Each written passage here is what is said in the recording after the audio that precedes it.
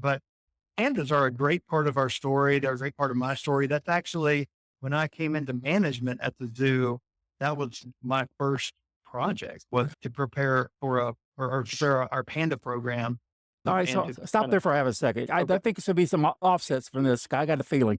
But so you said I'm going to prepare. What do you do? Is there literature out there? Do you go to other zoos that have pandas? How do you prepare? What are you looking at? Yeah, it's a good question. So it's a relationship with the Chinese, what they're going to require, what the feds are going to require to import the animals, but then practically keeping them. Yes, it's visiting the other three zoos that had them, looking at their facilities and basically trying to take what they did and do and combine the best of the three Okay. facilities and just get ready for them. But like they really are bears that eat bamboo. So keeping them just like you would keep any other bear from a containment standpoint, but you've got to have a consistent source of bamboo to feed them.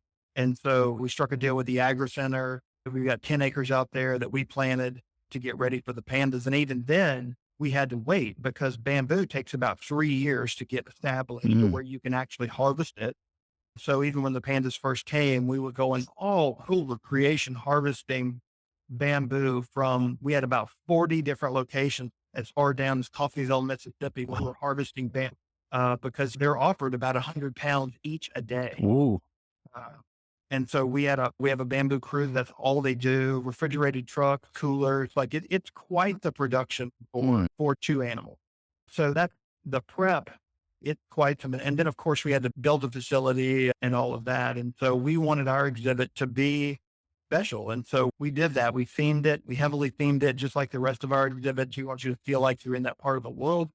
And so by the time in fact, we opened the exhibit China a year before pandas arrived. So we had other animals in there and then they came a year later. But yeah, I was on that plane. You all remember when they arrived? Oh yeah. Yeah. It was a big deal. So I went to China and picked up those animals and we flew back and yeah, it was a wonderful time. I guess bringing them back on the plane, they had to eat, right? Or just tranquilize them, or what did you do? No tranquilizations. Okay. They did eat. So we brought bamboo with us Okay. from that the Chinese provided, which had to be all cleared and all that. And he's really getting into the weeds, but it's fascinating. Once we got to altitude, we realized that the bamboo was desiccating at Mm. an incredible rate because of how dry the air was. So we were pouring water over the bamboo to try to keep it hydrated so that the pandas would eat. And they actually did great. They acted like they flew across the world every day. Almost. They sat there and ate bamboo. Each one was in their own crate. And we were flying on MD-11. So it was literally two panda crates at the front of the plane and then four people from the zoo and four people from National Geographic that were with us. And that was it, besides the crew. So it was a very empty plane, but it was an amazing experience.